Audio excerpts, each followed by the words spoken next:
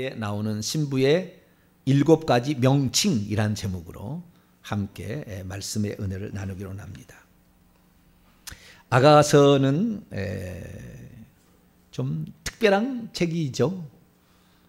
늘 우리는 남성 중심적인 이런 그 성경의 말씀들을 들었죠. 구약에도 아브라함, 이삭, 야곱 다 남성적인 의미로 나가게 되는 것이고요. 그 다음에 출애굽할 때도 모세, 여호수아 남성적인 이런 모습으로 이렇게 전했고요. 신약에서도 예수님, 베드로 남성적인 이렇게 나가고 있어요. 근데 가끔 하다가 여성적인 이런 책이 있는데 아가서, 에스더서, 룻기 이런 여성적인 좀 책이죠. 이런 책들은. 그래서 남자로서 저는 이제 개인적인 남자로서 여성적인 이런 책들을 설명하기가 쉽지가 않습니다. 그래서 여자 목사도 있어야 되나 봐요. 여자 목사도. 그래서 여호수아처럼 본받아 앞으로 가자. 뭐 지금 잘할 수 있어요. 뭐 이런 거 막 귀신 이런 거 그냥 막 눈을 파버려 막 얘기할 수 있어요. 잘하는 거예요, 내가 좀. 이런 것은 잘하는데 여성적인 이런 것을 표현한다는 것이 쉽지는 않습니다. 그래도 최대한 해보려고 하는데 쉽지는 않은데 여러분들이 잘 이해해 주시고 따라와 주시면 감사하겠습니다. 아가서는 처음부터 끝까지 다 하나의 완벽한 시나리오를 가지고 만든 겁니다. 그렇기 때문에 신부에 해당되는 이 여인을 지칭하는 용어 자체도 다 발전돼가요. 발전돼가. 그냥이 아니고 허투루 쓴 게 아니에요. 막 마음으로 쓰는 게 아니고. 그러니까 우리가 여기에 신부의 단계도 제가 백합화 비둘기 같은 신부에다가 전사 같은 신부, 원수의 영토에 깃발을 꽂는 전사 같은 신부. 오늘은 이제 다른 신부를 산출하고 양육하는 신부. 이렇게 이제 또 구별해서 제가 이제 설명을 했지 않습니까? 그러듯이 이 신부를 지칭하는 신랑이 지칭하는 거예요. 신랑이. 여자들이 하는 지칭하는 것도 있고 동생들이 아니 오빠들이 할 수 있는 그런 용어도 있긴 있어요. 근데 그건 뺐어요. 그건 뺐고 신랑이 우리의 영원한 신랑 되신 예수 그리스도께서 우리에게 칭하는 당신의 사랑하는 천국에 들어와서 세루살렘 성에 살 사람들에 대한 칭호가 나온다는 거예요. 근데 이 칭호가 우리가 요한계시록을 보게 되면 신부라는 용어만 동일할 뿐이지 나머지 6가지는 안 나오는 좀 용어예요. 잘 안 나오는. 그러니까 아가서에만 독특하게 나오는 신부라는 용어는 요한계시록은 나오죠. 근데 그 요한계시록에는 신부만 나오는 게 아니에요. 하나님의 아들들, 그 다음에 하나님의 백성, 그 다음에 하나님의 신부, 하나님의 제사장, 하나님의 왕, 제사장 왕, 종들. 또 무슨 표현이 있을까? 또 몇 표현이 있어요.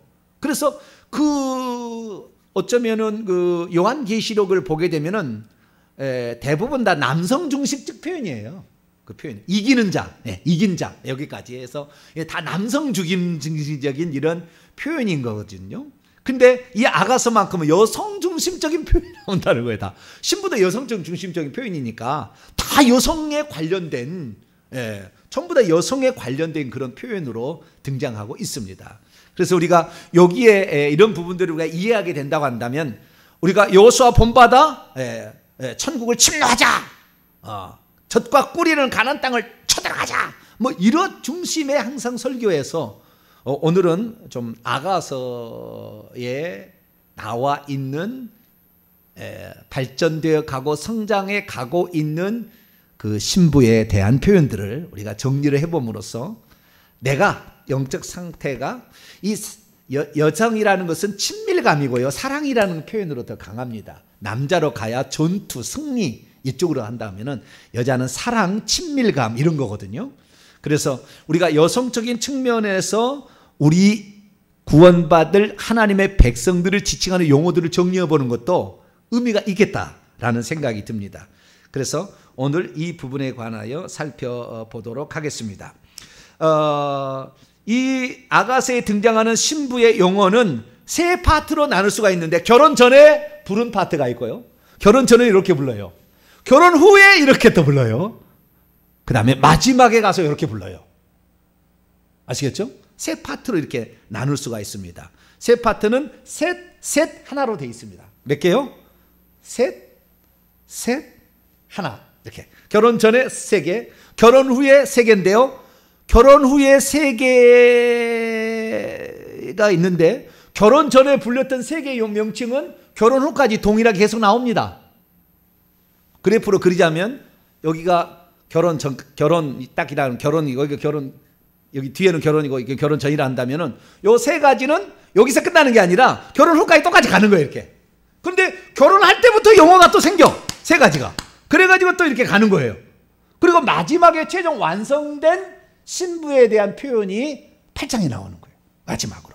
그래서 우리가 아하, 나의 영적 단계는 주님께서 뭐라고 나를 지금 부르실까?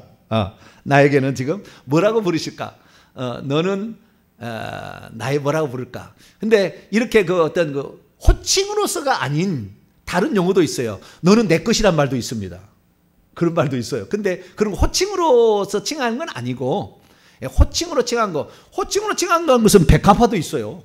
백합화도. 근데 백합화는 이 호칭으로 들어가지 않습니다. 그냥 설명하는 용도로 그 나오는 것이고 그 호격으로 부를 때 누구야라고 부르잖아요. 누구야라고 하는 그것도 신랑이 부르는 명칭만 7개가 딱 있는 거예요. 신기하죠?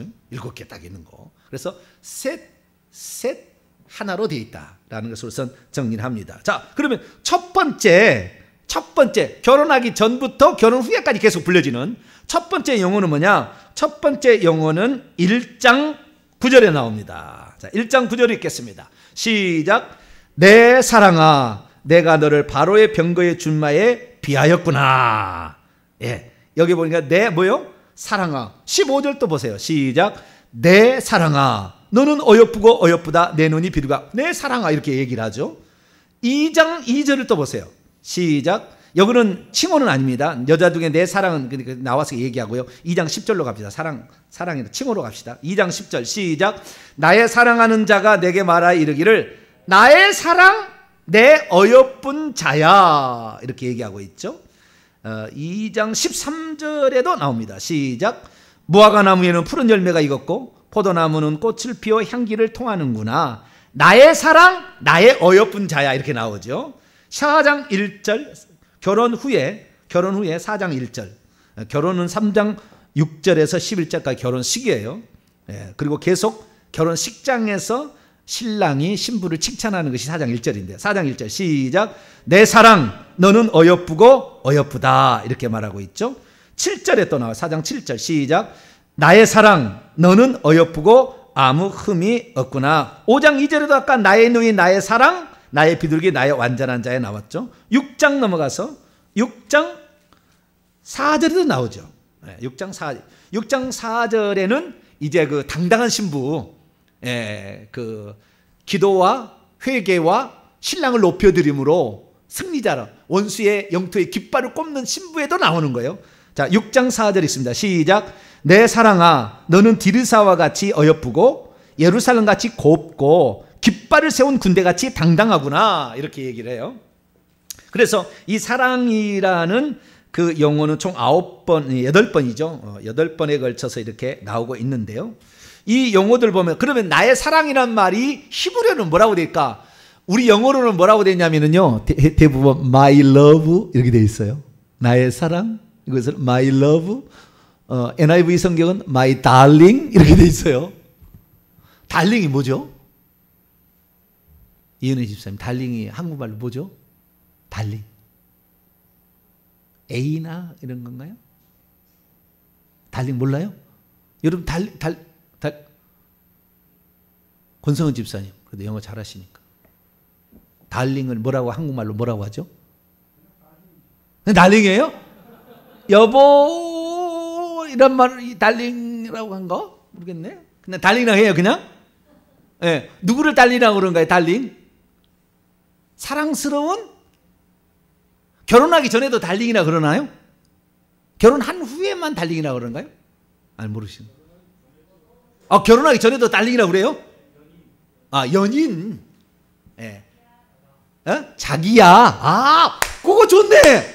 아주 그거 번역본 아주 완벽하네. 자기야.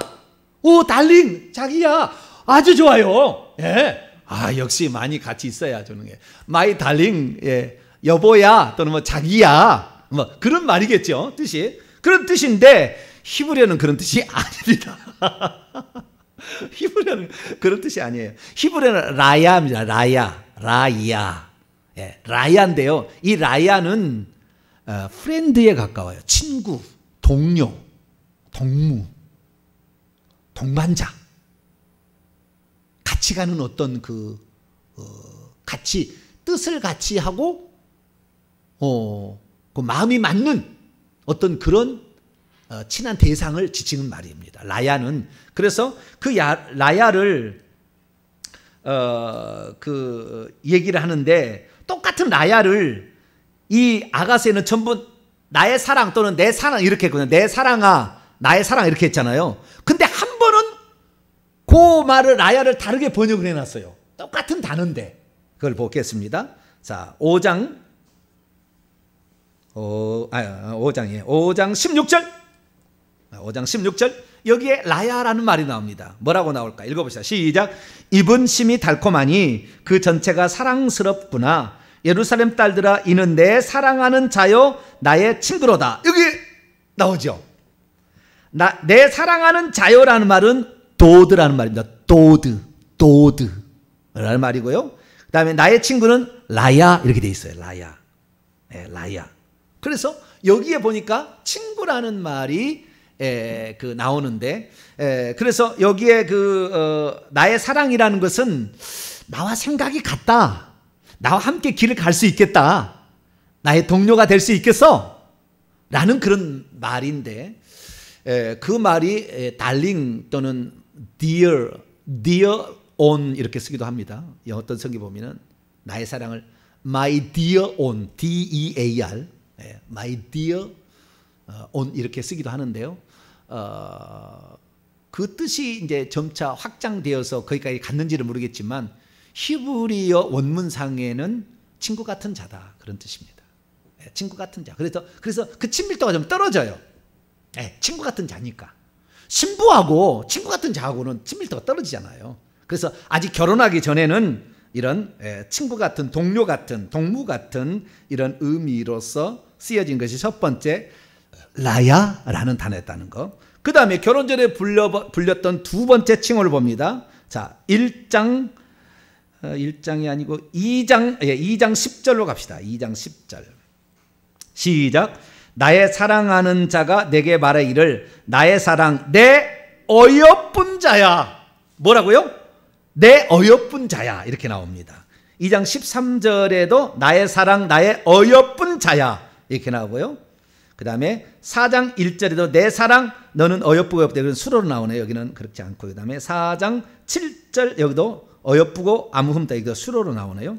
6장 4절로 또 6장 4절로 가게 되면 내 사랑아 너는 디리사와 같이 어여쁘고 여기도 수로로 나오네요. 그러니까 명칭은 몇 번 없네요. 수로로 나오고 그냥 호칭으로서는 어여쁜 자다 이렇게 얘기를 하는데, 이것은 결혼 전에는 어여쁜 자, 결혼 후에는 어여쁘다라고 나오네요. 어여쁜 자라고 했을 때 이때 이것을 어여쁜 자를 영어로는 beautiful on이라고 합니다. my beautiful on. on이라는 것은 사람을 지칭하는 그냥 평범한 말이죠. 그 대상 뭐하는 이라는 뜻이죠. 나의 아름다운 이여 이렇게 하겠죠. My beautiful on 영어로 이렇게 번역을 해놨고요. 그리고 내 어여쁜 자라는 것입니다. 여기에 어여쁜 자라는 것은 결혼 전에도 어여쁜 자고 결혼 후에도 어여쁘다라고 나오게 되는데, 그 어여쁘다는 것을 제가 봤을 때는 상당히 외모적인 중심적 표현인 것 같아요. 겉으로 볼 때 이렇게 상당히 어여쁘다, 예쁘다는 것은 내면이 아닌 밖에, 물론 내면이 아름다워야 밖에도 아름답겠죠. 그렇지만 그 외면의 아름다움을 표현할 때 어여쁜 자야 이렇게 말하고 있습니다. 연애를 하려면 외모가 벌써 마음에 들어야 되겠죠. 그죠? 그렇지 않습니까? 내면을 아직 모르잖아요. 연애를 해봐야 내면이 어떻게 소개가 호랭이가 들었는지 영감탱이가 들었는지 알 수가 있을 거 아닙니까? 근데 이 결혼하기 전에는 우선 외모를 보이니까 그 외모도 아름다워야 돼요. 제가 외모가 아름답죠? 예, 그 외모가 아름다워요. 항상 외모가 아름답게. 항상 그래서 우리는 언제 어디서나 그 외모를 단정하게. 뭐 이미 하나님이 주신 거 요즘에는 성형을 많이 한다고 해서 한국 사람들은 아가씨들 연예인들은 자기 얼굴이 없다고 그래요. 원래 얼굴이 아니라는 말이 있어요. 근데 나는 뜯어 고친 것이 하나도 없습니다. 예, 원상 그 자연산이에요. 뭐라고요? 예, 자연산. 예, 자연산. 예, 자연산인데 그래도 좀 이렇게 뭘 바르고 이렇게 해야 되는데 발랐더니 아침에 땀이 나가지고 제가 세수를 해버렸습니다. 그래서 지금 윤기가 안 나는데요. 예, 외모적인 이런 아름다움도 여자에게 핑계는 거예요. 그 다음에 세 번째는 결혼하기 전에요. 결혼하기 전에는 우리는 처음에는 친구 같고 두 번째는 상당히 예쁘게 보인다라는 것이고요. 세 번째는 비둘기라고 합니다. 뭐라고요? 비둘기. 자, 2장 2장 나의 비둘기, 나의 비둘기, 나의 비둘기, 나의 비둘기. 어여쁜 자야. 2장 14절 주. 2장 14절. 읽습니다. 시작. 바위 틈 낭떠러지 은밀한 곳에 있는 나의 비둘기야.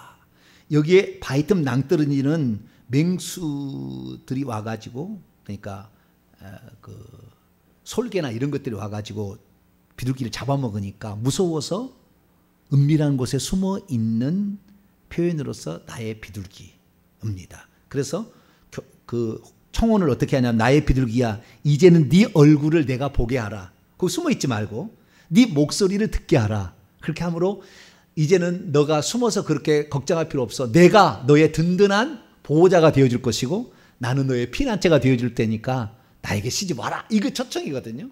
그래서 이 여자를 표현할 때 그렇게 표현했고요. 5장 2절 보면은 중간에 나의 누이 나의 사랑 나의 비둘기라고 얘기합니다. 이 비둘기라고 얘기할 때는 처음에 이 신랑이 그 여자의 눈을 보고 반했거든요. 네 눈이 비둘기 같구나 이렇게 해서 반했거든요. 그래서 처음에 눈으로 반합니다. 자, 반했다는 내용이 4장 9절에 나옵니다. 4장 9절 읽습니다. 시작. 내 누이 내 신부야 네가 내 마음을 빼앗았구나. 내 눈으로 한 번 보는 것과 내 목에 구슬 한 꿰미로 내 마음을 빼앗았구나. 네 눈이 나를 한 번 딱 쳐다보는데 전기가 짜르르 통했대요. 전기가. 예. 그래서 그 눈을 비둘기의 눈으로 얘기를 하는데 비둘기는 비둘기처럼 순결하라. 마태복음 10장에 그렇게 예수님이 얘기를 하는 거 보면 순결의 상징이고 일부 종사. 한 번 짝을 만나게 되면 죽으면 그대로 다시 다른 짝을 찾지 않는 그런 동물이 비둘기이기 때문에 정절을 지키고 순결을 지키는 그런 존재로서 비둘기인데 이런 비둘기가 결국에 주님의 사랑을 받을 수가 있다라는 것을 말하고 있습니다. 그래서 우리가 처음에는 주님의 친구처럼 이렇게 지내다가 주님의 사랑스러워 가다가 그 다음에 주님의 순결, 주님만을 사랑하는 주님만을 위해 사는 존재로서 가게 될 때 주님의 신부가 된다라는 걸 말하고 이후에도 이것이 계속 가져가는 것으로 5장 2절은 이미 결혼한 후에 내용이니까 결혼 후에도 이걸 가져간다 알 수 있어요. 자, 그러면은 결혼한 후에는 뭐라고 부르냐? 세 가지 명칭이 더 있습니다. 결혼한 후에 딱 불려진 명칭이 4장 8절인데요. 신부입니다. 신부. 신부. 어여쁜 자라는 말은 야페라는 말이었고요. 비둘기는 요나입니다. 요나서 있잖아요. 요나가 비둘기라는 뜻입니다. 요나. 히브리어로 요나가 비둘기예요. 그래서 베드로는 누구의 아들이에요? 비둘기 아들이에요. 베드로. 왜? 요나의 아들 시모나 그러잖아요. 요나는 히브리어고요. 이것을 헬라어로는 요한이라고 합니다. 요한. 근데 원래는 요나예요. 요나. 그래서 바요나 시몬아 네가 복이 있도다. 그 요나의 아들 시몬아, 이 바라는 말은 바예수 바 이렇게 전부 바라는 것은 아들이란 뜻입니다. 바요나 요나의 아들인데 요한복음 읽으면 요한의 아들 시몬아 네가 나를 사랑하네. 요한이라고 하는 그건 헬라어적 명칭이고, 그래서 요한이라는 말을 우리는 쓰는데 영어로는 요한도 아니고 뭐죠? 존이라고 하죠. 존. 존이 좋아요? 요한이 좋아요? 요한이 좋죠. 그러니까 우리 한국말이 너무 좋아요. 영어로는 예수님을 지저스라고 그래요. 예수라고 하고 성경 예수라고 나오는데, 그래서 한국말처럼 좋은 명칭이 없어요. 전 세계에서 가장 그래도 이 이스라엘 사람 다음으로 한국 사람을 사랑하시는 것이 아닌가 제 생각입니다. 왜냐하면 정확한 음가로 말할 수 있는 그 민족이 대한민국이에요. 정확한 음가로. 일본은 받침 있는 말을 못 하잖아요. 시모노 새끼야 그냥. 안 돼. 밑에가 못이 안 들어와. 김치가 안 되는 거예요. 그거는. 그래서 그거는 언어는 조금 난당히 힘들어요. 그래도 뭐 쓰고 있습니다만은 우리는 한국말은 정확합니다. 중국말도 애매모호합니다. 말이 많이 비슷비슷해가지고 똑같은 한자 또는 여러 가지 한자가 동일한 언어로 발음이 되기 때문에 그거 완전 힘들어요. 근데 한국말은 너무나 표기도 확실해가지고 우리는 한글은 붙여쓰기로 해도 다 알아먹어요. 붙여쓰기 해서 보내도 문자를 보내도 다 알아먹어. 중국에서 붙여쓰기 잘못해가면 특히 영어 같은 경우는 붙여쓰기를 잘못하면 알아먹을 수가 없어요. ABCD만 계속 나오기 때문에 전혀 그건 띄어쓰기가 없으면 글자가 안 되는 거예요. 근데 한국어는 붙였어도 잘 알아듣고 띄었어도 잘 알아듣고 할렐루야. 음가도 전 세계 언어 가운데 가장 한글이 정확하게 언어의 음가를 표현할 수 있어요. 그런 언어에서 우리가 살고 있으니까 우리는 행복한 사람인데요. 우리는 요나, 나의 요나고, 세 번째는 신부인데요. 신부는 칼라입니다. 칼라. C-O-L-O-R. 영어로 말하면 칼라예요. 칼라. 발음이 똑같아요. 칼라. 신부. 브라이드죠. 영어로 하면 브라이드. My bride 또는 my bride on 이렇게 얘기하는데 신부라는 용어입니다. 신부라는 용어는 어떻게 그냥 면사포를 뒤로 넘겨줘야 신부가 되는 겁니다. 노후를 넘겨줘야 돼요. 그러니까 결혼할 때 여자는 결혼하기 직전에 평소 때는 안 쓰고 있다가 결혼할 때는 면사포를 딱 씁니다. 면사포를 쓴 다음에 그 다음에 신랑이 그날 밤에 불을 훅 끄고 그 다음에 면사포를 딱 넘겨주면 그때 신부가 되는 거예요. 그러니까 왜 면사포를 쓰냐? 그것은 여자가 남편의 말을 듣지 아니하고 뱀의 말, 외간 다른 존재의 말을 들어서 죄를 지었기 때문에 머리를 덮어 썼다가 이제는 내 낭군을 만났다 이런 거잖아요. 그래서 이 너울을 딱 이렇게 벗게 되는데 그 장면이 여기에 결혼식에도 그대로 나와 있다고 제가 지난번에 설교에 말씀을 드렸습니다. 그래서 너울을 이렇게 뒤로 딱 넘길 때 그 다음부터 부르는 명칭이 뭡니까? 내 신부야 라는 명칭입니다. 신부야 라는 명칭은 4장 8절에 한번 나오고요. 4장 9절에도 내 누이 내 신부야.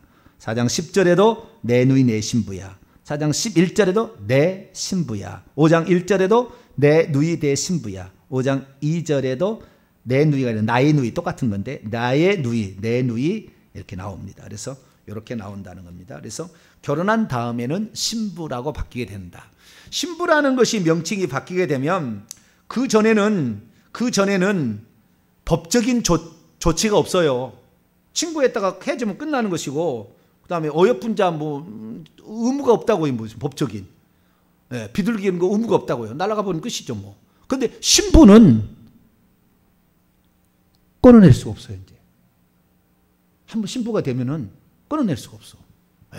이게 뭐 어쩔 수 없이 하나님이 그 어떤 이혼을 허락했지만 원래는 절대 끊어낼 수 없는 거죠.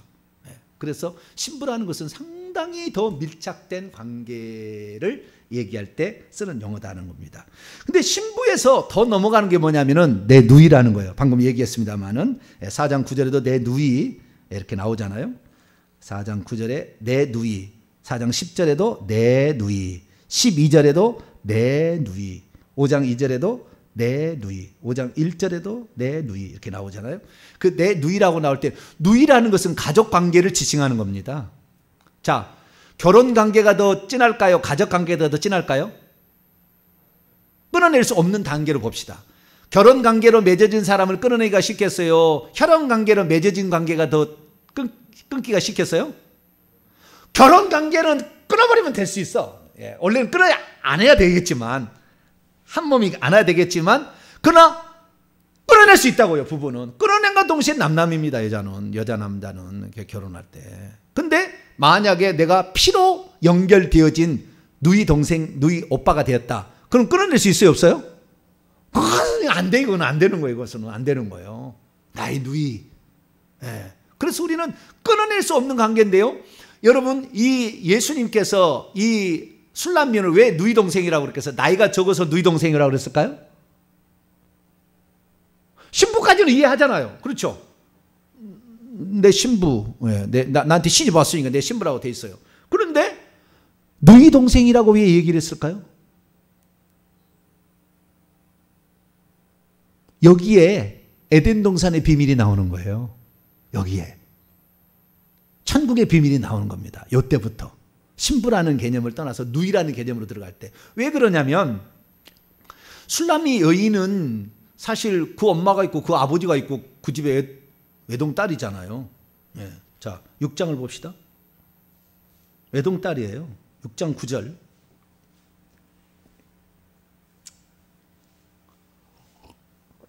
읽습니다. 시작. 내 비둘기 내 완전한 자는 하나뿐이로구나. 그는 그의 어머니의 외동딸이요 그 낳은 자가 귀중하게 여기는 자로다.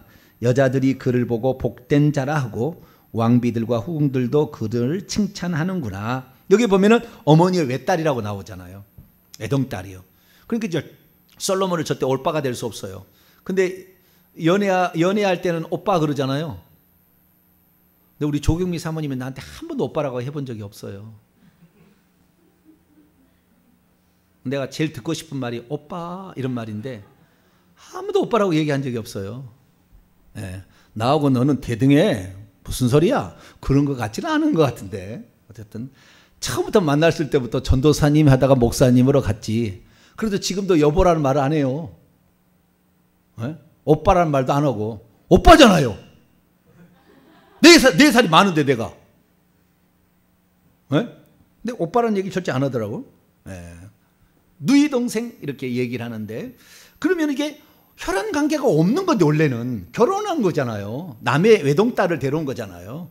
네. 그런데 어떻게 누이 동생이라 했을까? 그냥 애칭으로 너는 내 누이 그렇게 했을까? 그게 아닌 거예요. 왜냐하면 예수 그리스도께서 이 땅에 첫사람으로 왔을 때 첫 아담을 아담이라고 얘기하는 것이고 고린도서 15장을 읽어보게 되면 예수님은 마지막 아담이라고 얘기를 해요. 그러니까 아담인 거예요. 똑같이. 예수님도 아담이고 첫사람 하와의 남편이었던 아담도 아담입니다. 첫 아담과 마지막 아담이거든요. 근데 첫 아담에게서 누가 나오냐면 잠이 들어가지고 누가 나오죠? 하와가 나오잖아요. 그래 잠들어 있는 영혼을 깨운다는 말이 다시 말해서 이 짝을 만나기 전까지 이 솔로몬이 자기의 짝된 술람 여인을 만날 때까지는 자기 짝이 있기는 있었으나 못 찾았어요. 그래서 왕비가 60명에다가 후궁이 80명이 있었어도 자기 짝이라고 생각하지 않았습니다. 그래서 그 대상을 자기 짝이라고 생각하지 않다고 어느 날 눈 한 번 딱 마주쳤는데 딱 알아버렸다는 거예요. 천국에 가면은요 우리가 누군가를 알아보게 될 때 당신 누구요? 당신이 아브라함이요? 그렇게 물어볼 리가 없어요. 그냥 알아버린다니까요. 그리고 천국에 가면 여러분들 언어를 아브라함이 한국어를 쓰겠어요? 이 히브리어를 쓰겠어요? 안 들어봐서. 아브라함이 무슨 언어를 쓰겠어요? 아람어를 쓰겠어요? 아람어를 쓴다. 안 들어봐서 모르죠. 근데 천국에 가면은 그냥 상대방이 아람어를 써서 나한테 얘기를 해도 나한테 들을 때는 한국어로 들려버려요. 그냥 내가 한국어로 얘기를 해도 저 사람이 아람어밖에 몰라도 한국어가 아람어로 들린대요. 그러니까 언어에 전혀 지장이 없는 그런 나라가 천국이야. 그냥 그 사람을 알아버리게 되는데 그 신랑도 딱 볼 때 딱 알아봐 버리는 거예요. 그냥 이게구나. 여러분들은 이 동탄 명소형교회가 내 뼈를 묻을 교회구나 딱 알아봐 버렸죠? 대답을 안 하시네. 내가 평생 같이 가야 될 우리의 목사님, 또는 내가 생각할 때 평생 내가 이들을 위해 헌신해야 될 가장 주님의 사람이라고 이렇게 딱 이렇게 그동안에 그걸 못 찾았어. 그래서 이 교회도 가보고 저기도 가봤어. 이 목사님도 성경 정말 성경만 했는데, 야, 이것이 진짜다. 할렐루야. 마지막이 되길 축원합니다. 아니야, 내 살아보니까 이거 비빈 80명의 하나였어. 그러지 말기. 예? 여기가 진짜 내 짝이야. 그 솔로몬이 그렇게 생각했다. 그 누가 말해주지 않아도 느낌이 팍 와버려. 느낌이. 왜? 아담이 잃어버린 원래 자기로부터 나온 자기 자신이었거든요. 그러니까 아담으로부터 나왔기 때문에 동생이라 부를 수 있어요. 두 번째 나왔으니까. 혈연 관계잖아요. 그래서 동생이라 부를 수 있는데 그 짝을 그들은 못 찾았어요. 지가 좋아서 주변의 나라들이 안 싸우자고 장인들이 다 자기 딸들을 줘가지고 결혼을 시켰다 그 말이에요. 정략 결혼으로. 그래서 사랑하지도 않는데 결혼한 사람이 많았던 거예요. 근데 이 솔로몬이 진짜 좋아하는 사람이 딱 보자마자 눈이 한 번 봄으로, 성경에 한 번 딱 봄으로 딱 알아봤다는 거야, 아니에요. 예, 딱 보니까, 한 번 딱 보니까 조경미가 내 짝이라고 딱 보이더라고. 할렐루야. 네. 그전에도 저를 좋아하는 아가씨가 있었겠어요? 없었겠어요? 더 이상 얘기하면 안 되고, 이제. 예, 더 이상 얘기하면 안 되고. 예. 근데 나는 거기에 필이 안 꽂혔다, 그 말이에요, 필이. 어떤 여자는 집까지 다 준비했다고 얘기까지 하는 아가씨도 있었어요. 그래도 필이 안 꽂혀. 왜 그럴까요? 짝이 아니니까. 짝이 딱 알아보는 거죠. 그래가지고, 그런데 그 짝은 잃어버린 원래의 나의 분신이죠. 그렇기 때문에 내 동생도 될 수 있는 거예요. 왜? 아담으로부터 하와가 나왔으니까. 그래서 그때부터 이제 가족 관계로 형성된, 하나님으로 본다면, 왜? 예수님은 하나님의 독생자, 아들이라고 한다면 우리는 그 동생들이 되는 거니까. 동생들이 되는 거잖아요. 그래서 우리가 찬송에서 형님같이 대신하여 이렇게 나오잖아요. 그 형님, 큰형님, 맏형님, 맏아들, 네, 원래 독생자에서 맏아들로, 큰 아들로 올라가 우리는 그 밑에 동생들이 되는 거니까 누이 동생도 되는 거예요. 네. 그래서 이제는 떼을래야 뗄 수 없는 관계, 결혼을 함으로 말미암아 벌써 상당히 가까워졌어요. 신랑 신부가 되었으니까. 그러다가 가족이 돼버렸어요. 이제 가족이. 네. 혈연관계 가족이 돼버렸어.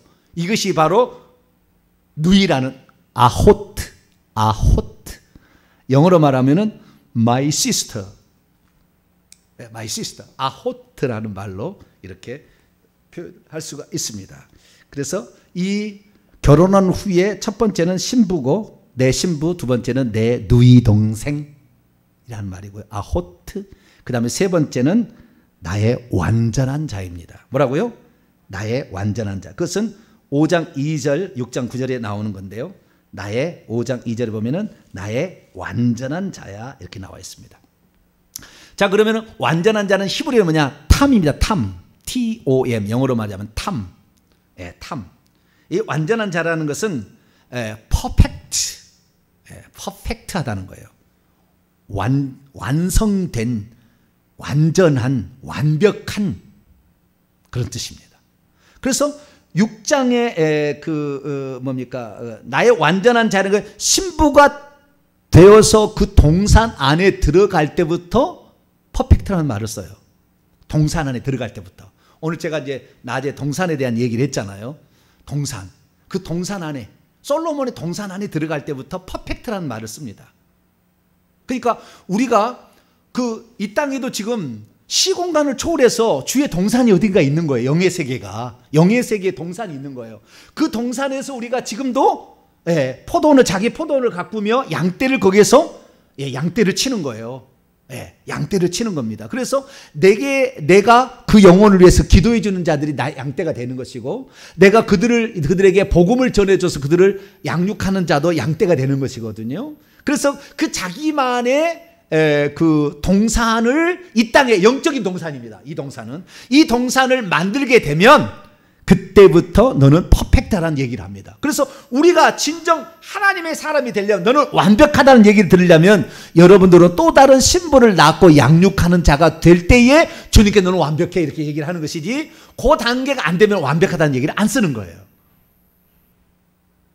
그래서 저와 여러분은 완벽한 자가 될 수 있기를 축원합니다. 우리가 뭐 완벽한 거 있겠어요? 죽을 때까지 완벽하진 않죠. 그러나 완벽하다고 주님이 칭해주는 거예요. 그럼 뭘 하고 있을 때 칭해준다는 거예요. 뭘 하고. 그럼 뭐 너의 동산을 이 땅에 만드는, 나도 천국에 나의 동산이 있다. 그래서 내가 보좌에서 나도 그냥 내 마음대로 그냥 편히 쉴 수가 있으나, 그 세상에 있는 양떼들이 어떻게 되는지 그 동산에 가서 내가 영으로 본다는 거예요. 지금 영으로 양떼들이 지금 누가 백합화를 꺾었는지를 본다는 거예요. 지금 본다는 거예요. 지금 거기에 공간에서, 천국에서. 그래서 그 주의 동산이라는 것은 이 땅에서 활동하고 있는 거지만 하늘에서도 동일하게 시간 공간을 초월해서 하나님이 보는 공간이라는 거예요. 그러니까 우리도 마찬가지, 이 땅에서 우리가 누군가를 기도해주고, 그들을 복음을 전해주고 진리를 가르쳐주고 정말 성숙해 갈 수 있도록 도와주게 된다면 우리도 이 땅의 동산을 지금 만든 거예요. 할렐루야. 근데 이 동산은 천국에 그대로 가서 나중에 우리가 그 동산에 거주하는 게 마지막에 주님이 부르는 호칭이거든요.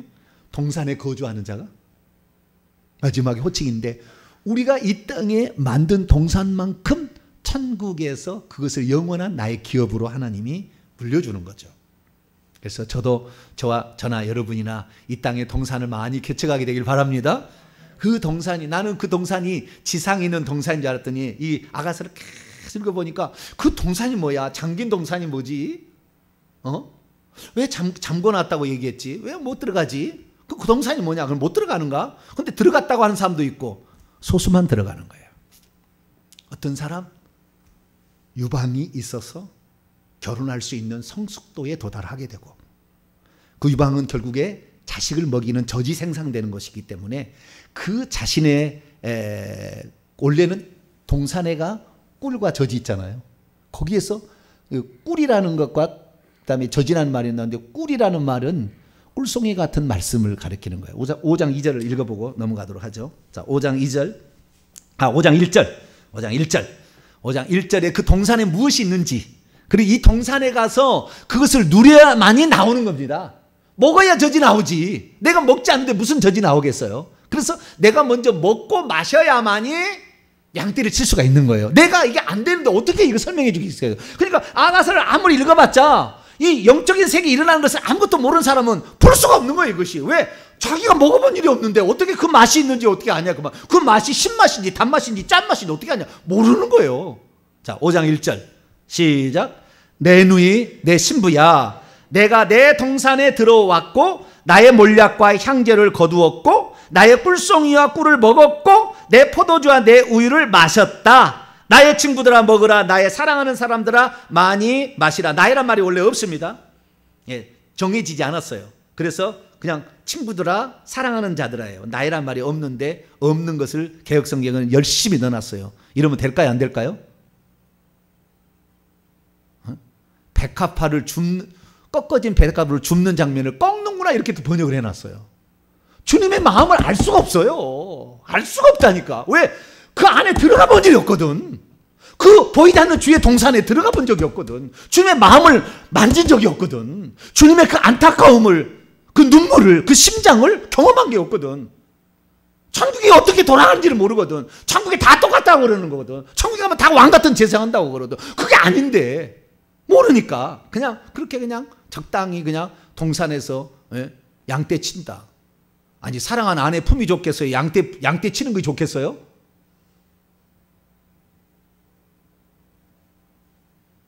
사랑하는 아내 품에 와서 사는 것이 낫지. 왜 양떼를 쳐요, 그 시간에? 근데 그 양떼가 그 위기 상황에 처해 있고, 그 양떼가 어찌할 바를 모르고 간구하고 있는데, 양떼를 모른 채 그냥 편안하게 안식처에서 내가 있다. 그럴 수가 없었던 거예요, 이 솔로몬이. 예수님이 그렇다는 거예요. 그래서 여기에 있는데, 여기에 그 동산에 있는 것이 뭐냐면, 첫째는 몰약과 향재료가 있다는 것이고, 두 번째는 꿀송이와 꿀이 있다는 거예요. 세 번째는 포도주와 우유가 있다는 거 아닙니까? 몰약과 향재료는 향기를 내뿜는 것이고요, 꿀송이와 꿀은 먹는 거고요, 포도주와 우유는 마시는 거예요.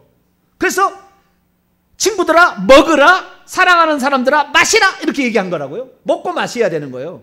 그래서 나중에 우리가 천국에 가면, 우리가 천국에 가서 먹고 마신다, 내가 내 상에서 먹고 마신다는 얘기를 그래서 예수님이 제자들에게 들려준 거예요.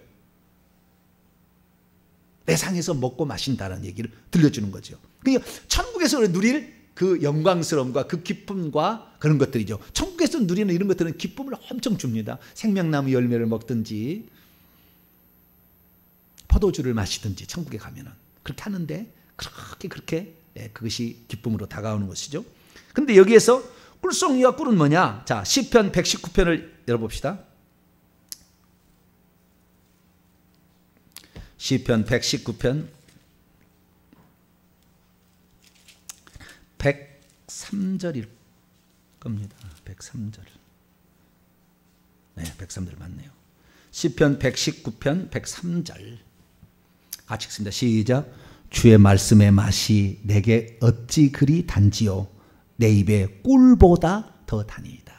그러니까 우리가 주의 동산에 가서 나도 먹고 마셔야 됩니다. 그래야 젖이 나오는 거예요. 그리고 여기에 있다 보면 여기에 향기가 가득, 천국의 향기가 내게 있거든요. 그래서 남들이 나를 볼 때 썩은 냄새가 안 나고 향기가 나는 거예요. 그리스도의 향기가 나는 거예요. 고린도후서는 그리스도의 향기에 대한 책이잖아요. 그 향기를 이렇게 내뿜는 건데, 거기에가 그런 향재료인 많은 나무와 풀들과 꽃이 있어요. 그래서 거기에서 그게 꽃밭에 있다 보면 우리도 모르게 그리스도의 향기가 풍기는 것뿐만 아니라 우리는 거기서 먹어야 되는데, 이게 먹는 것은 결국에 주의 말씀이에요. 꿀, 그것은 말씀이라고. 그래서 하나님의 말씀을 늘 먹어야만이 말씀의 저주를 줄 수가 있습니다. 또 다른 신부에게. 그래서 여러분들은 하나님의 말씀을 계속 이렇게 먹으시기 바랍니다. 알게 모르게 여러분은 엄청나게 성장이 있어요. 여러분들이 나중에 다른 교회 20년, 30년 신앙생활 대화를 한번 해보시라고, 가서 대화를 해보시라고. 좌우지간 여기에서 끊어지지 않고 계속 끝까지 오시게 되면 여러분들은 천국에 상당히 높은 지혜에 갈 거예요. 아무나 여기 따라올 수 있는 게 아니에요. 아무나 갈 수 있는 게 아니라고. 여기에 아가스의 등장에도 그렇게 신랑이 자기 집으로 생각해서 들어오는 이 술람 여인이 있고, 예루살렘의 딸들이라고 예루살렘 성 안에 신부가 되기 위해서 왔지만 결국에 같이 신방을 꾸리지 못했던 수많은 신부들이 있다, 그 말이에요. 그리고 아직 젖가슴이 나오지 못해가지고 어린 신부, 아직 성장하지도 못한 신부도 있어요, 예루살렘에. 천국에 가면 그런 여러 계급의 사람들이 있다, 그 말이에요. 그러니까 우리가 어떤 사람이 돼야 되겠느냐? 하나님 말씀을 늘 들어야만 이 말씀이 우리에게 양식이 되고 우리를 건강하게 만들고 귀신들을 이길 수 있는 능력의 말씀이 되어서 적이 불화살이 와도 그걸 막아내고 우리도 공격할 수 있는 사람이 되는 줄로 믿습니다. 그래서 이 말씀을 잘 들어야 된다, 영적으로 말했을 때는. 그래서 우리가 그 동산 안에 들어간다는 것은 결국에 이 보이지 않는 세계지만, 지금 이 교회도 일종의 동산이에요. 동산, 다는 아니겠지만 보이지 않는 영의 동산인 거예요. 이 땅에 있는, 그래서 천국하고 잇대어진 동산이에요. 이 꿀은 하나님의 말씀이기 때문에, 말씀이 지금 우리에게 들어올 때 하늘의 것이 말씀이 나를 통해 지금 들어오는 거잖아요. 나에게 지금 들어오는 거잖아요.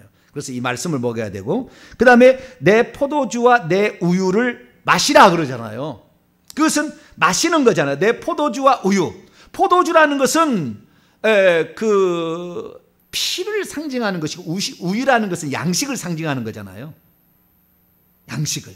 그래서 이 마신다는 측면에 보면은 요한복음 7장에 보면은 누구든지 목마르거든 내게로 와서 마시라. 나를 믿는 자는 그 배에서 생수의 강이 흘러나오리라. 이는 믿는 자가 받을 성령을 가리켜 말씀하신 것이라 얘기하기 때문에, 이 마신다는 것은 성령을 마시는 거예요. 성령을 마시는 거예요. 그래서 우리가 이 땅에서 신부로서 온전히 건강해지고 성숙해서 가슴이 나올 수 있는, 망대처럼 이렇게 나올 수 있는 사람이 되려면 어떻게 돼야 되냐면은 성령을 마셔야 돼요. 성령과 동행하고 성령과 호흡하고, 그 다음에 성령이 시킨 대로 즉시 순종하고, 이렇게 하게 됐을 때 성숙이 일어난다는 겁니다. 할렐루야. 그래서 우리가 또 다른 양떼를 칠 수 있는, 또 다른 신부를 길러낼 수 있는 사람이 되려면 말씀과 성령을 항상 먹고 마셔야 돼요. 할렐루야. 하나님 말씀을 듣고 성령의 가르침에 순종할 때에 그때 이 사람이 성장하는 것이지, 여기다 귀로 듣고 저기 성전에 나갈 때 요리 딱 보내버려. 언제 들었는지 그 말이 생각도 안 나. 생각이 안 나면 어떻게 하겠어? 집에 가서 다시 음미해봐야지. 이 말씀을 읊조리나이다. 계속 다시 한번 반복해봐야지. 예. 제가 여러분에게 이 말씀을 증거하지만 주일 낮예배 한 번 하기 위해서 얼마나 많이 반복하는지 아세요? 그것을 수년 동안 해버리니까 성경이 열리는 거예요. 다 들어와 버리니까 이 속에. 그러지 그냥 오늘 설교 한번 내가 잘했다, 어쨌든 죽 썼다 그러고 끝나버리면, 그러면은 이 사람에게 이 젖이 안 나와. 이게 다음에 젖이 안 나오는 거예요. 그런데 이 말씀을 또 암송, 또 기록하고, 또 인터넷에 올리고, 또 쓰고, 또 등의하고, 또 전해주고, 또 한번 들어보고, 제가 설교도 또 들어보고, 이렇게 또 하는 거예요. 그래서 여기 아이디어가 딱 새기는 거예요. 그래서 이 말씀이 내 양식이 되도록, 할렐루야, 그렇게 저는 하는 거예요. 여러분들도 제가 하는 얘기만 듣고 그냥 끝내버릴 게 아니라 그 말씀이 진짜 그런지 내가 한번 살아보리라.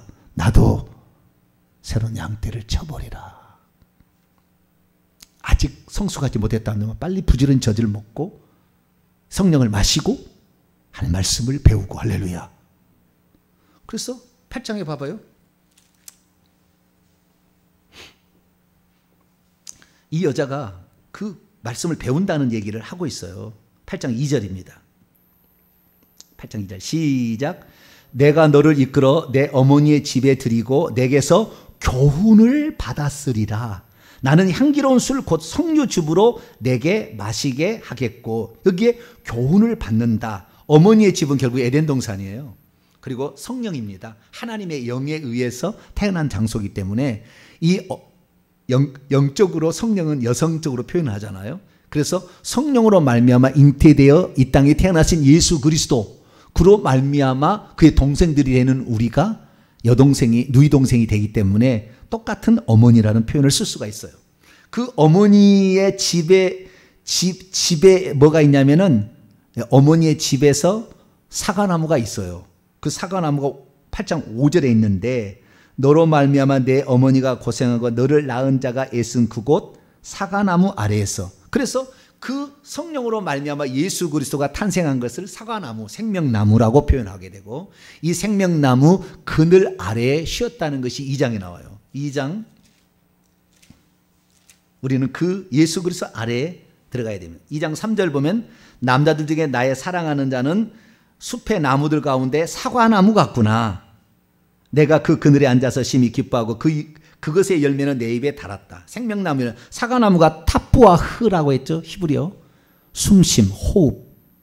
하나님 숨을 넣으셔서 첫 번째 만들어낸 작품 아담이죠. 그래서 이 솔로몬이 사과나무로 표현되고 있는데 이것이 바로 아담이죠. 이게 첫사람 아담이 마지막 아담이니까 우리는 그 생명나무 열매를 먹어야 되고 그 그늘에 쉬는 겁니다. 그래서 오늘도 그 그늘 아래 여러분들 들어왔잖아요. 그래서 우리가 이 예수 그리스도 이분의 것으로 누려서 완벽한 자가 되기 위해서는 말씀을 먹어야 되고 성령을 마셔야 된다.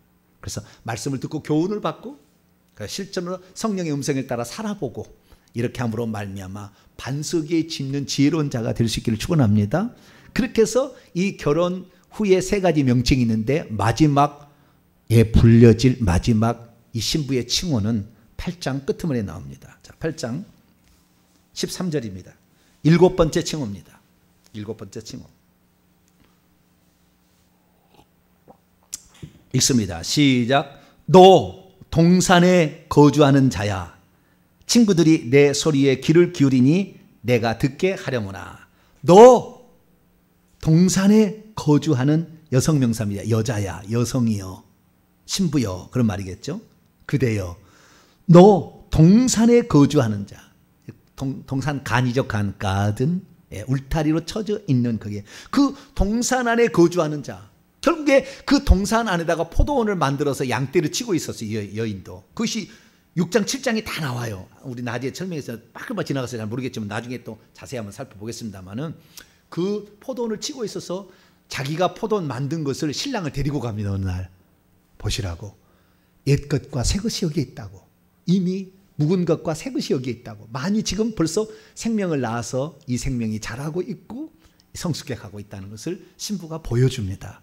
예, 그 장면이 7장에 이렇게 나와요. 그래서 우리가 여기에 보게 되면은 이 동산에 보이지 않는 영적 공간이죠. 그 공간에다가 내 양떼를 치는 포도원을 만드니까 그 포도원이 8장 12절을 보면 내게 속한 내 포도원이 내 앞에 있구나 이렇게 얘기하므로 그 포도원은 내 것이다.